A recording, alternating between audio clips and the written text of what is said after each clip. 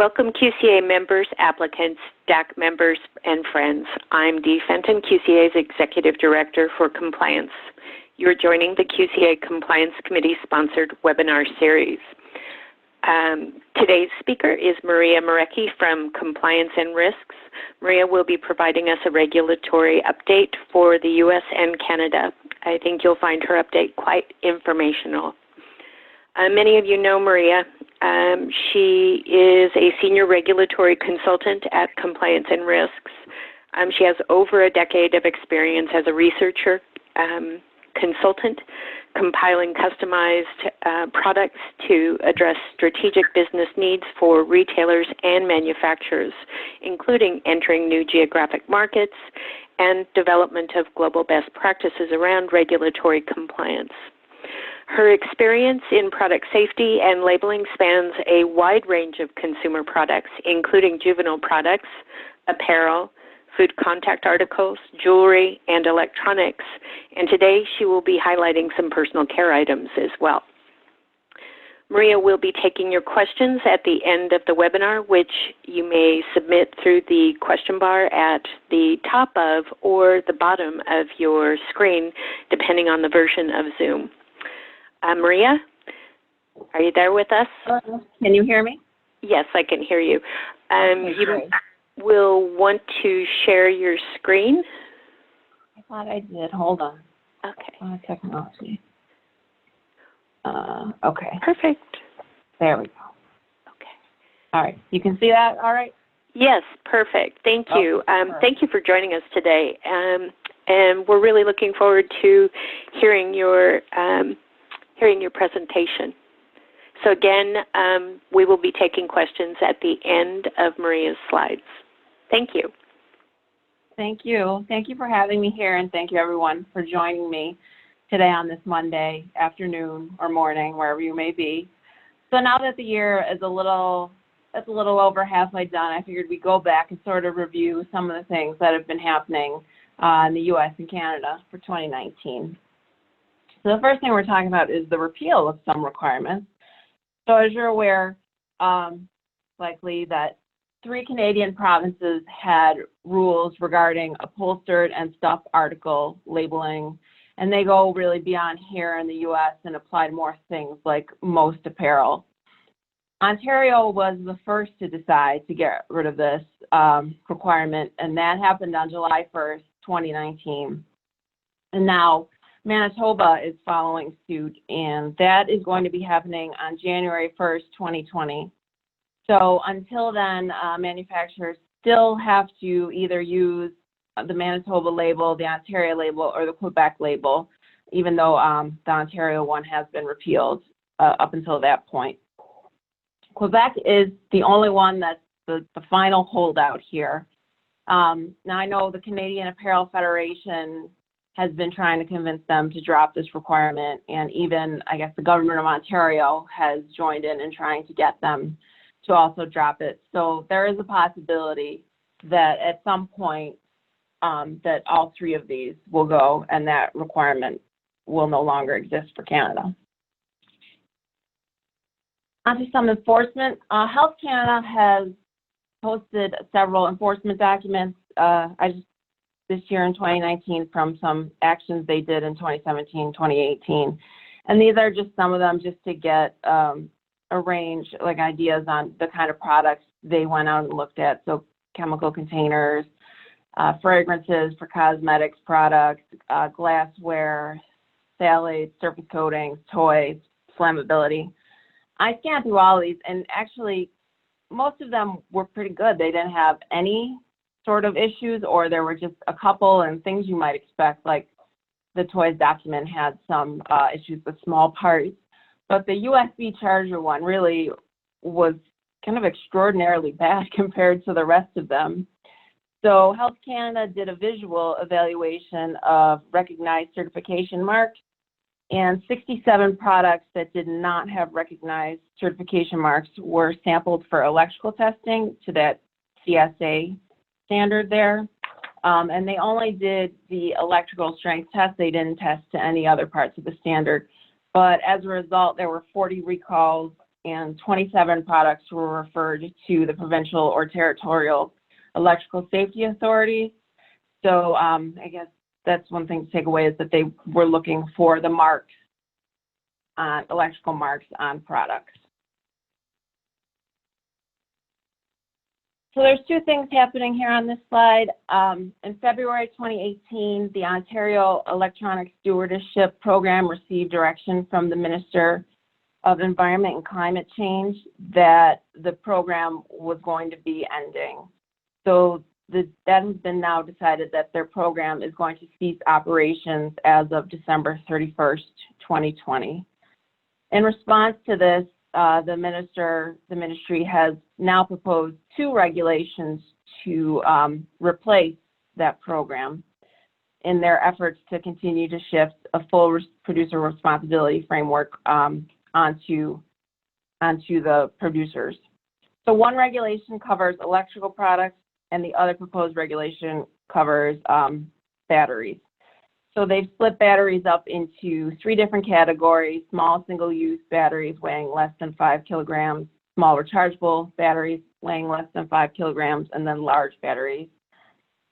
These regulations would require producers to establish free collection networks for consumers, achieve recess recovery targets, provide promotional educational materials, and then to keep records and meet other requirements.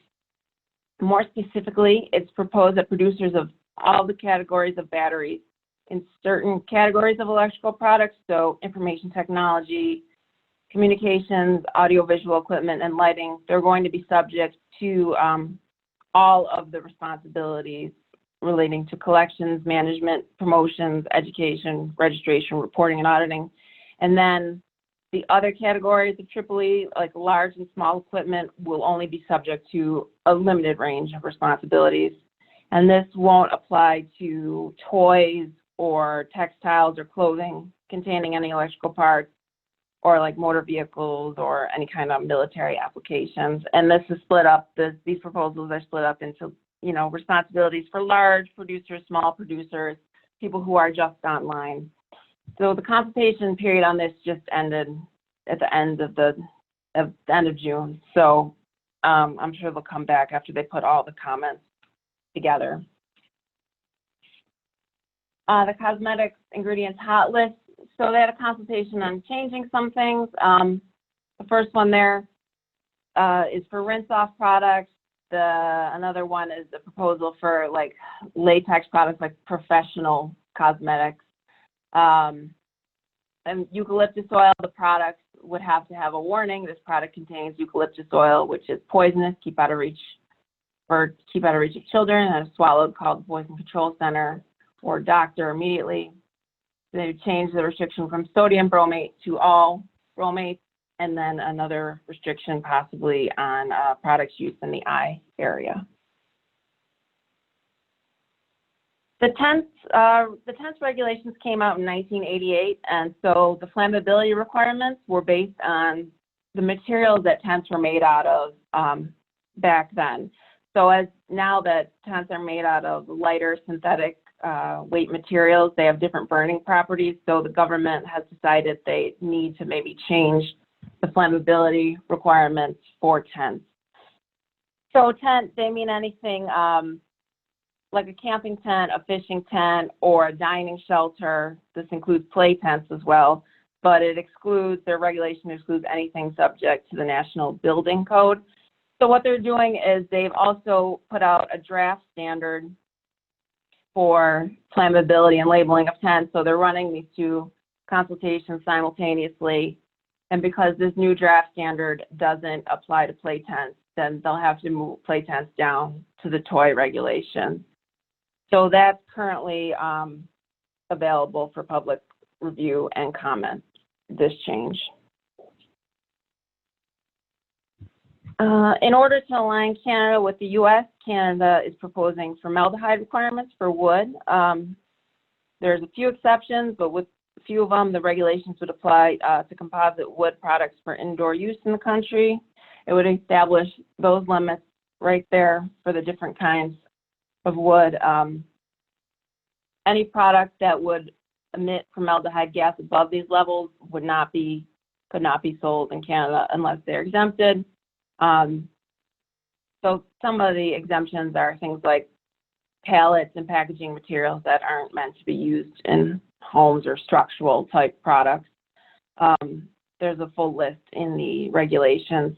There are some, they point out there are some minor differences. It's not 100% the same, such as the bilingual labeling requirement.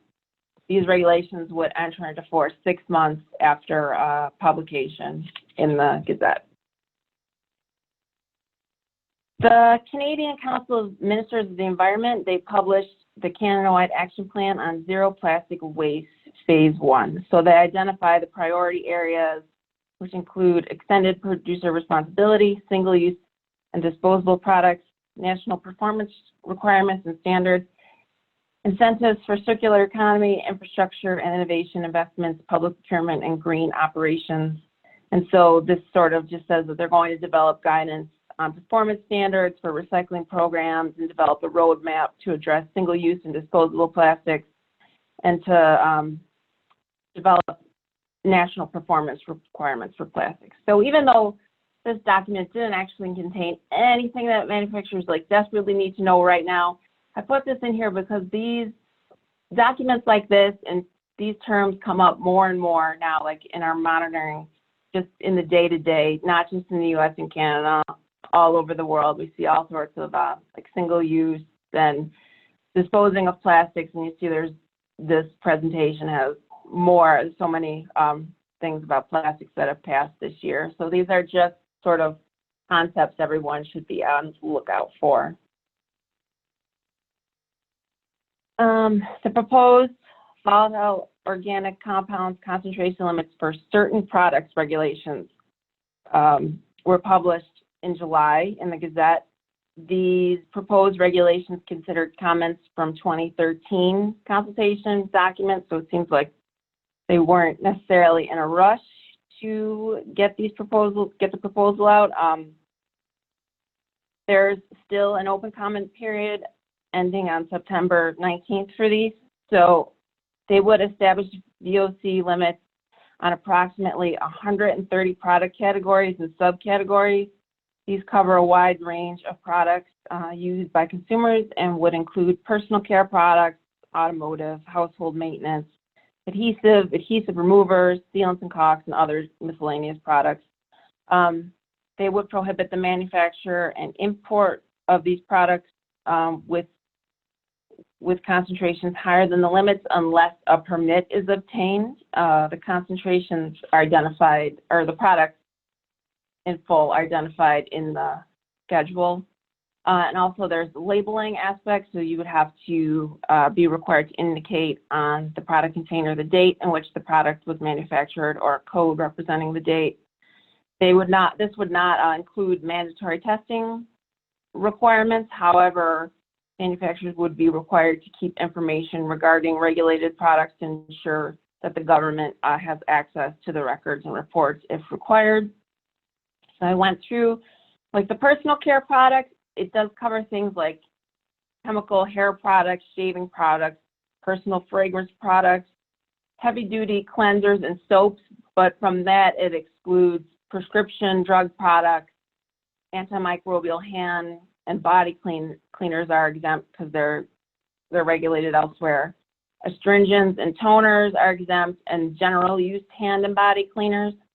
The other products that are covered are things like air fresheners and general purpose cleaners. There were a few new significant activity notices published this year regarding the domestic substances list. So all these here have to do with, it seemed like they were concentrating on either spray consumer products or spray or airborne consumer products or spray cosmetics. The notification limits are set out in the notices for each of these three. And so when these notices are published, it's required that any person, individual, or corporation engaging in new significant activity in relation to the chemicals to submit a new significant activity notification containing all of the information prescribed in the notice at least 90 days prior to using the substance in a significant new activity in Canada. Now we're going to go to the U.S. So Washington State is, I think, is one of the states that's been pretty busy in 2019. They passed the Pollution Prevention for Our Futures Act, which gives state agencies authority to ban chemicals and require disclosure of harmful chemicals in products. So the Department of Ecology and the Department of Health provide a list of priority chemicals, and from every 5 years, the Department of Ecology must designate a minimum of 5 additional priority chemicals. So they've already published those 5 chemicals or classes of chemicals right there as the sort of first class of priority chemicals for the law. So the Department of Ecology has until June 1st, 2022 to determine regulatory actions to be taken on the priority products that they identify, which they still have to do, and then accept rules to implement those, whatever those actions will be by June 1st, 2023. So right now this law is one that got a lot of hype when it passed, but right now there's nothing as far as you need to know necessarily what you have to do your products right now. The only sort of hint that we have is those chemicals and what they may feel those product or what products those chemicals are a concern in. The exempt products for this law are shipping pallets manufactured prior to 2012, food or beverage, tobacco products, drug or biological products regulated by the FDA, products under the Federal Aviation Administration, motor vehicles, all-terrain vehicles, chemical products used in an agricultural commodity. But the department may identify packaging of those products as consumer products. So something like, it seems like food packaging, they may identify as a priority product. They also passed a law on degradability of products. Environmental marketing claims for plastic products, whether implicit or implied, should adhere to uniform and recognized standards for compostability and biodegradability, since misleading and confusing and deceptive labeling can negatively impact local compost programs. The law also specifies that no manufacturer or supplier may sell, offer for sale, or distribute in the state plastic product that is labeled with the term biodegradable, degradable, decomposable, oxo-biodegradable, or any similar terms that implies it will break down, fragment, biodegrade, or decompose in a landfill or other environment. Any product that's labeled as compostable has to meet those ASTM standards or be comprised of wood, and then it goes on to make further sort of restrictions that they also need to apply with the U.S. Federal Trade Commission guides. The label needs to meet industry standards. It has to have a logo recognized by a third-party independent verification body as meeting the ASTM specification. And then there's a little display of the word compostable where possible, indicating that the product has been tested by a recognized third-party independent body. So this law takes effect on July 1st, 2020. One more thing from Washington State, and this is similar proposals to this law too. So they passed an act concerning the responsible management of plastic packaging. So packaging seems to be a focus this year. They say that producers of plastic packaging should consider the design and management of their packaging in a manner that ensures minimal environmental impact. So what needs to happen is the Department of Ecology needs to submit a report, so this is still in the planning stages, on the evaluation assessment of plastic packaging to the appropriate committees, and the report need to talk about the findings regarding the amount of types of plastic packaging sold into the state, as well as the management of the disposal of plastic packaging. Recommendations to meet the goals of reducing plastic packaging including through industry initiative or product stewardship, or both, to achieve. So their goals are 100% recyclable, reusable, or compostable packaging in all goods sold in Washington by January 1st, 2025, and achieve at least 20% post-consumer recycled content in packaging by January 1st, 2025. Reduce plastic packaging when possible, optimizing the use to meet the need. So again, there's nothing specifically on this yet, but in the coming years, the Department of Ecology is going to be busy between figuring how to lessen packaging and naming all the priority products and chemicals for the other law. New Jersey put out sort of a blanket law on asbestos in products. So it says no person shall sell, offer for sale, or distribute in the state products that contain asbestos, and that's what they consider the definition to asbestos to be. And this takes, and this enters into force on September 1st. Rhode Island increased the amount of flame retardants that previously had in their law. So they passed a bill increasing the amount of flame retardants contained in residential upholstered bedding and furniture manufactured or sold in the state from 100 ppm to now it's 1,000 ppm. It's effective January 1st, 2020. So things that are not included in this are internal electric components of any of these products. They're not subject to these restrictions. So like I said, this is effective on January 1st. Minnesota, on the other hand, broadened their scope of their flame retardant requirements. So this act amends Minnesota statutes to expand the state's restriction on flame retardants so that no manufacturer or wholesaler shall offer in the state a children's product, residential, upholstered residential furniture, residential textiles, or a mattress in greater amounts of 1,000 parts per million in any component of the product of any organohalogenated flame retardant chemical.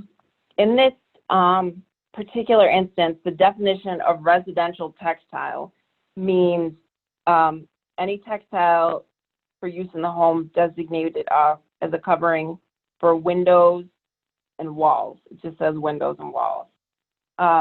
There are some exemptions. So used products are exempt. Electrical components of any of those products are exempt. Any of those products where there's a federal or national flammability standard are exempt from this. Better fiber when used in stitching of mattresses, and any component of an adult mattress other than foam. Let's see. So this enters into force 2 different times, earlier for wholesalers and then for retailers a year later in 2022, July 1st. For more, Vermont changed their reporting law. It enters into force on July 1st, 2019. The new law requires manufacturers of children products containing chemicals on their list of chemicals of high concern to children to report to the state every year beginning July 1st, 2020, instead of the biennial reporting requirement that had previously existed. It also added that these reports, in addition to what already you had to information you already had to send, it also now has to include the brand name, the product model, and the UPC code if available. Maine has been pretty active this year too. In addition, they were the first state to ban styrofoam, and now they've also amended their packaging requirements. So beginning January 1st, 2022, A manufacturer or supplier may not offer for sale or promotional purposes food packaging or a component of food packaging that includes inks, dyes, pigments, adhesives, stabilizers, coatings, plasticizers, or any other additives to which phthalates have been introduced in any amount other than an incidental presence. And they also just laid out that they may make a rule to prohibit PFAS in food packaging or a component of food packaging, and that manufacturers have to develop a certificate of compliance. The exemption for this, they set the limit of total annual sales, and that's for national sales. So any smaller companies that don't meet that are exempt. They've also made a proposal for to list PFOS as one of the chemicals that would require reporting for children's products. To the product manufacturers or distributors of children's products that contain intentionally added amounts of PFOS and fall into any of the categories that are listed must submit the required information to the state. So the products are child care articles, children's clothing, children's footwear, children's sleepwear, children's toys, cookware, tableware, reusable food and beverage containers, children's cosmetics or personal care products, craft supplies, electronic devices, or household furniture or furnishings. So this would enter into force, if approved, 180 days after the effective date. Illinois passed a bill on animal testing. It is unlawful for a manufacturer to import, profit, or offer for sale in this state any cosmetic if the cosmetic was developed or manufactured using an animal test that was conducted or contracted by the manufacturer or any supplier of the manufacturer on or after January 1st, 2020, and they lay out the penalties there, which could be $5,000 for the first day and then $1,000 for every additional day. It was effective upon becoming law. They do set out a number of exemptions, though. So any ingredient in wide use that cannot be replaced by any other ingredient capable of performing similar functions. If there is not a non-animal alternative method, then that's exempt. Anything that was conducted to comply with a requirement of a foreign regulatory authority is exempt. An animal test that was conducted on any product or ingredient subject to requirements of Subchapter 5 of the Federal Food, Drug, and Cosmetics Act is also exempt. So there are some exemptions to this animal testing requirement. On April 12th, the U.S. Food and Drug Administration published the final rule for antiseptic rubs. So the final rule applies to active ingredients used in consumer antiseptic rub products, which are referred to rubs, leave-on products, hand sanitizers, and also consumer antiseptic wipes. So those, they deferred further rulemaking on 3 OTC consumer antiseptic rub products to allow for the development of submission to record new safety and effectiveness data for these ingredients. And then for all the rest of the 28 that they address, they list them as Category 2, not generally recognized as safe and effective or misbranded. So for those products containing those ingredients, accordingly, consumer antiseptic rub drug products would require approval under a new drug application or abbreviated new drug application prior to marketing. And this rule is effective from April 13th, 2020. The proposed sunscreen rule is a big one. It's a very brief run through of what it contains. The rule, this proposed rule describes conditions under which the FDA proposes that OTC sunscreen monograph products are generally recognized as safe and effective and not misbranded. So 2 ingredients, zinc oxide and titanium dioxide, are considered safe and effective. They list another 2 that are not, they do not consider safe and effective. And then there are 12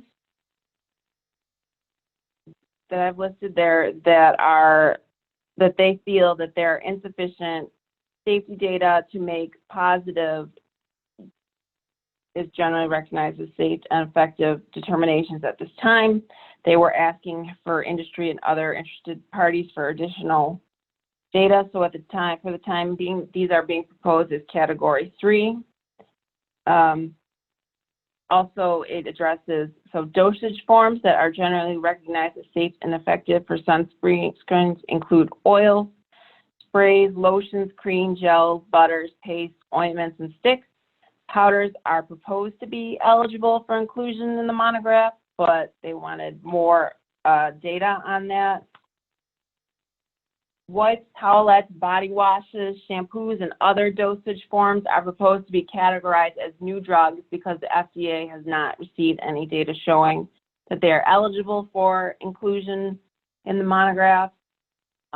They're making changes to labeling, so proposes to raise the maximum proposed SPF value on sunscreen labels from SPF 50 to SPF 60.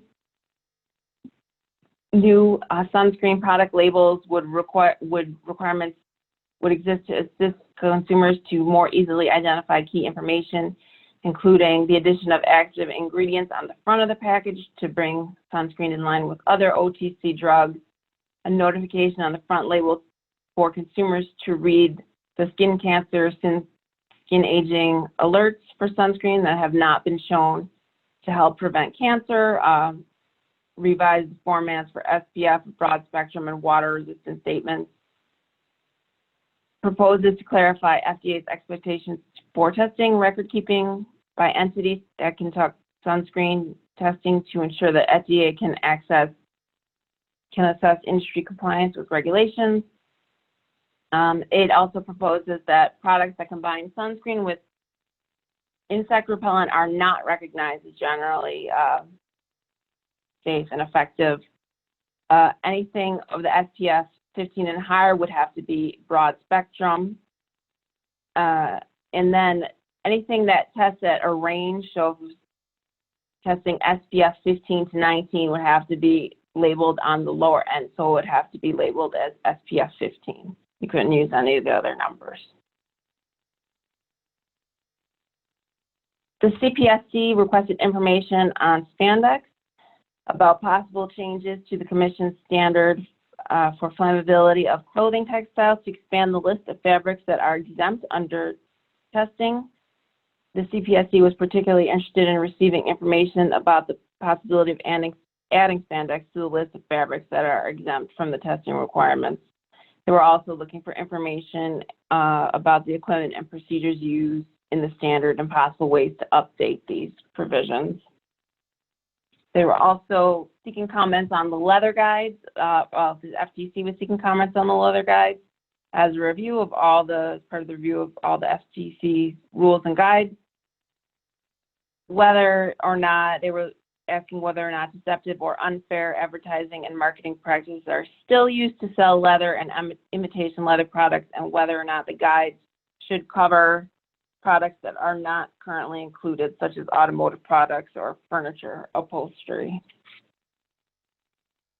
A couple bills from California, and all these bills that I put in are bills that have been proposed and that there's been movement on, so they've been read in both houses or they've been amended, and they've been kicking for a couple months here. None of them are just bills that have just been proposed and then just kind of left.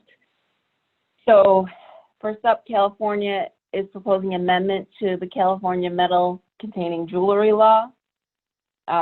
It would reduce the lead content limits for electroplated metal, unplated metal, and a dye or surface coating to 0.05% of lead by weight, and would reduce the lead content limit for plastic or rubber to 0.02% of lead by weight. It would revise the definition of children to mean 15 years of age, and would require the manufacturer or supplier certification to include additional detail about the jewelry covered by the certification, including, among other things, the date on which the locations where the jewelry was tested.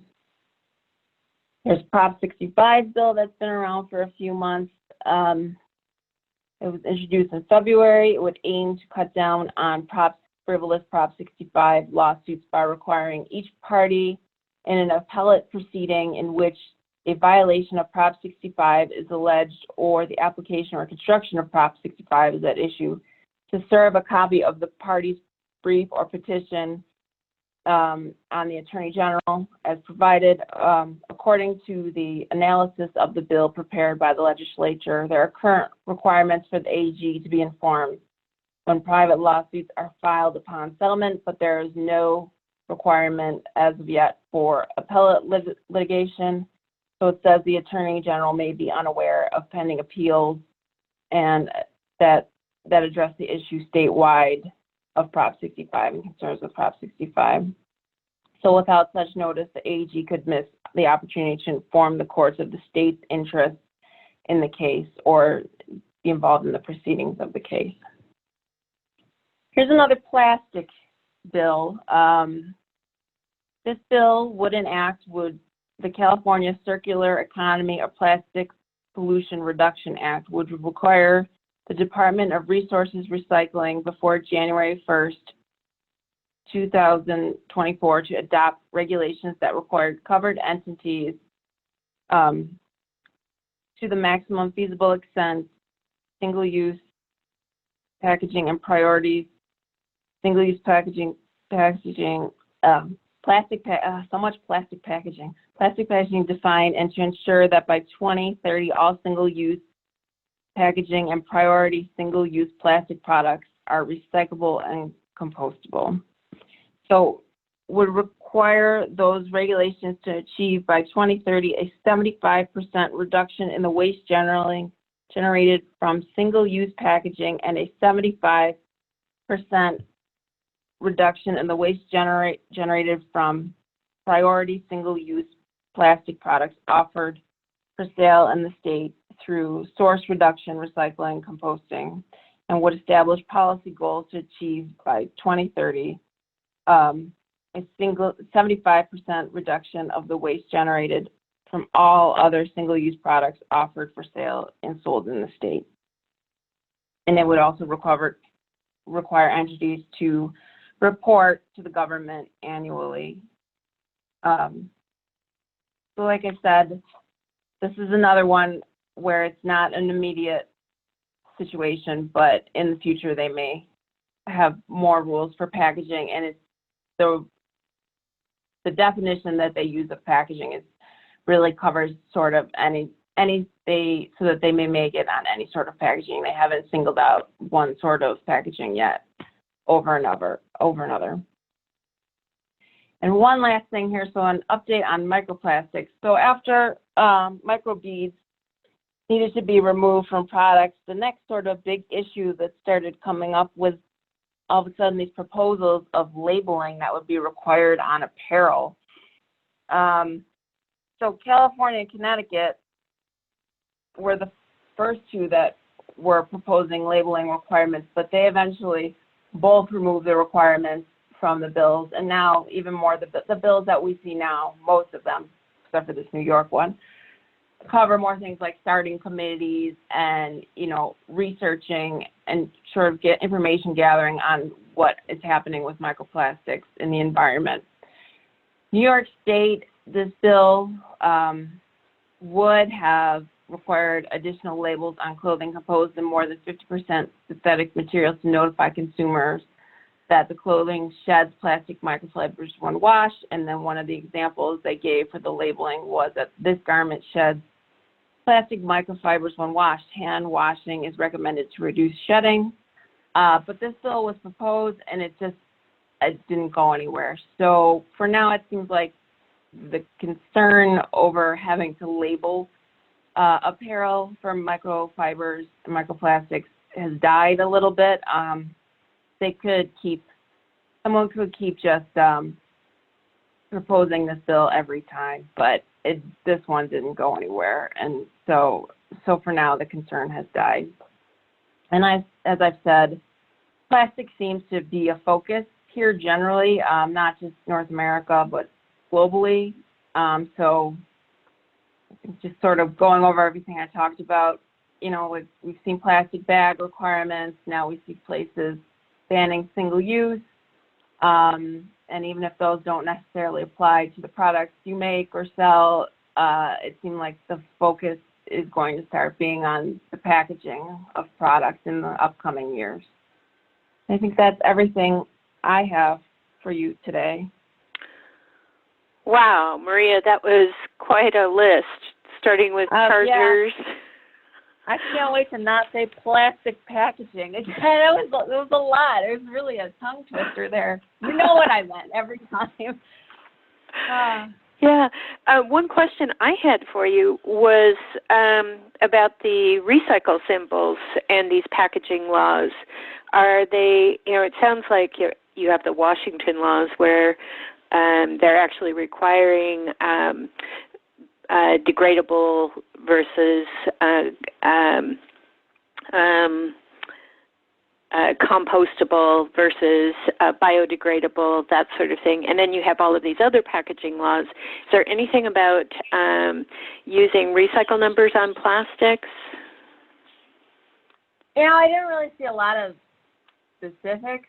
It just really is, it seems like it's just a setup now to all the rules that they may or may not make on packaging upcoming. So I didn't really necessarily see anything on that in detail in any of these sort of proposals or in any of the ones that passed.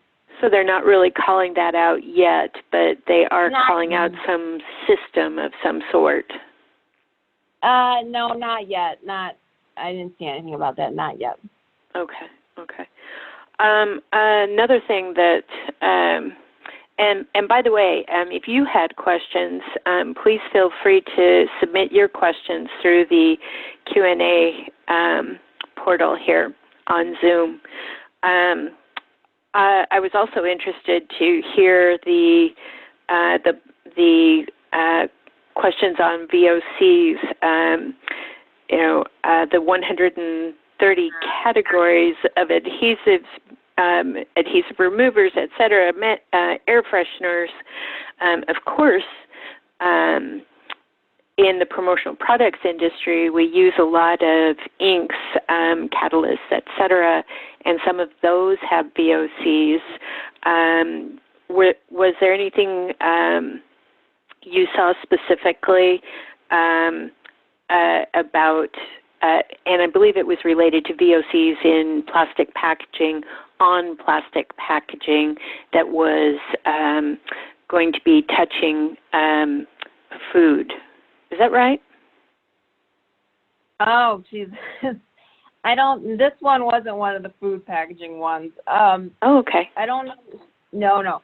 This one was personal care, automotive, household maintenance. I didn't say anything about, there wasn't anything necessarily in my description of food packaging. But again, food packaging is another thing that seems to be coming up in all of these, in a lot of states too. I think, and the other thing is, obviously it was already so much information that had passed. I didn't want to make it an avalanche of proposed bills, but you brought up food packaging. There were a number of states, not to change the subject, that PFAS were proposals in food packaging. So it's sort of all areas, all chemical areas here happening. So yeah, I didn't want to list out a whole bunch of bills, especially because only really the one passed, but that's another area that everyone should be focusing on. Looking into the future. Like I said, one other question I had here, food packaging in Maine. Woo. the hand sanitizer and sunscreen questions that you brought up. And by the way, everyone, we will be distributing these slides. Maria has kindly offered to allow us to do so, so thank you. The sanitizers, you know, a lot of our folks have alcohol-based sanitizers. Was there a percentage that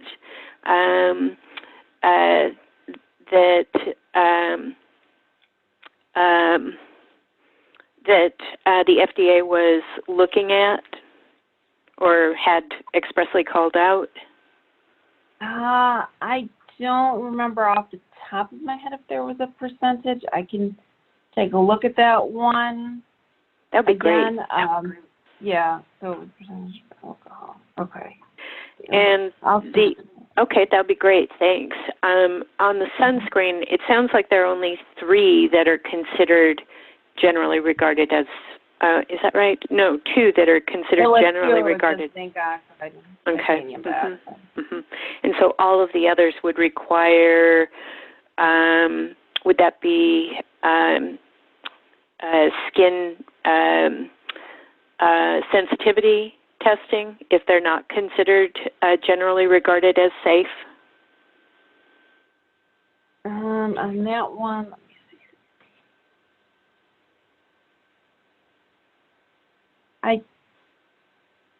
see. I'm not sure off the top of my head. The category.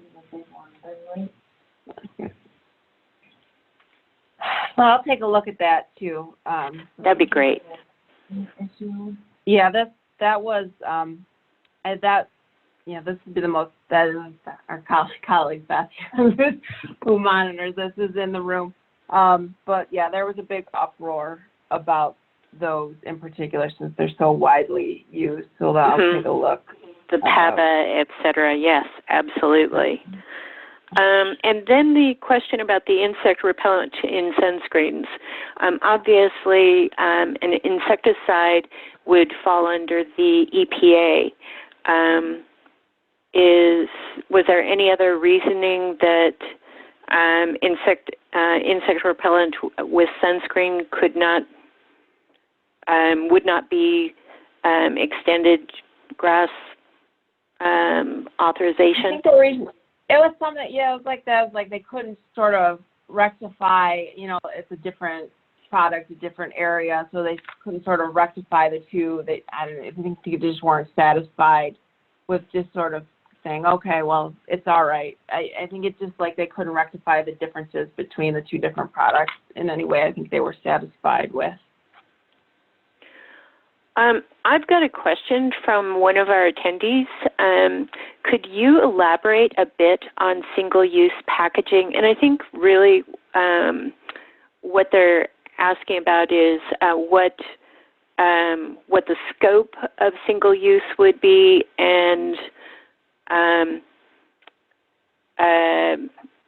what articles would be typically considered single-use.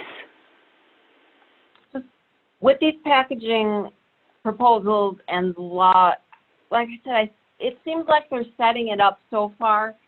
So as far as packaging and not two things. We're talking about single-use items, so we know things like plasticware, straws, things like that. And then as far as the packaging goes, I don't know if they're making a determination yet. So the California law mentions every kind of packaging. It says like packaging means sales packaging or primary packaging, group packaging or secondary packaging, transport packaging or tertiary packaging. So I think what's happening is they just are leaving it sort of open for now so that it may cover, and maybe they'll focus on food packaging, maybe they'll focus on actual plastic packaging that, is in the stores that goes on products. Maybe they'll talk about transport packaging. I can't give you tons of specific yet, but I think that might be the point, that it's open. Okay, so they haven't specifically. No, it seems, yeah, like I said, they haven't said, specifically we're going to do something about product packaging. It just says packaging. So it wouldn't be the product. It wouldn't be the packaging that accompanies a product to. Well, let's say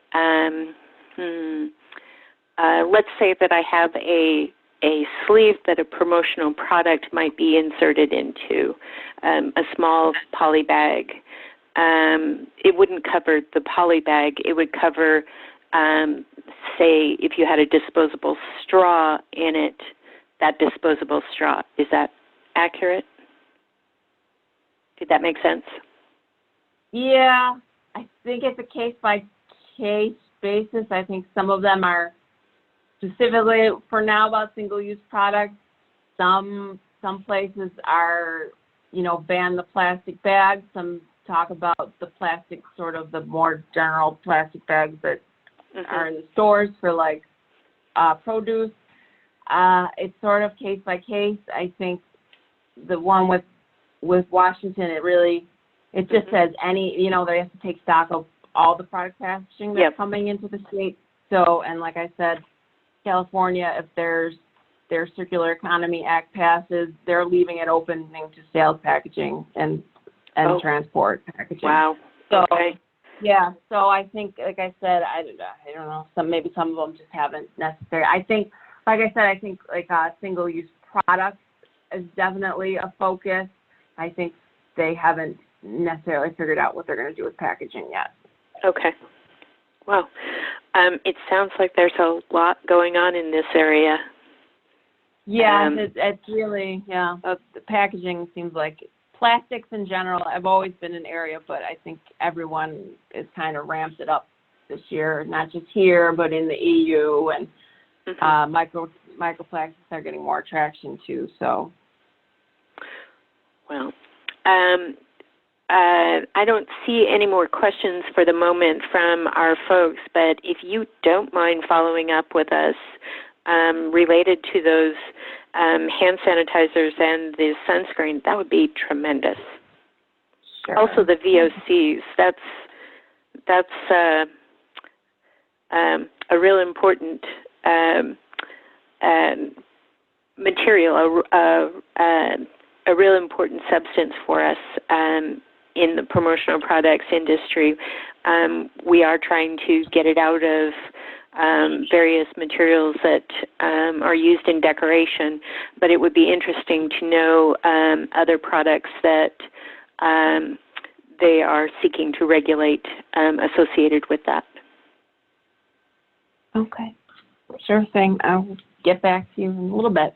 Great. Well, thanks again, Maria, and thanks to all of our attendees. We appreciate you supporting the Compliance Committee-sponsored webinar series. And next month, Tim will be back with a marketing piece. Have a great week. Thanks, Maria. Thank you. Bye, everyone.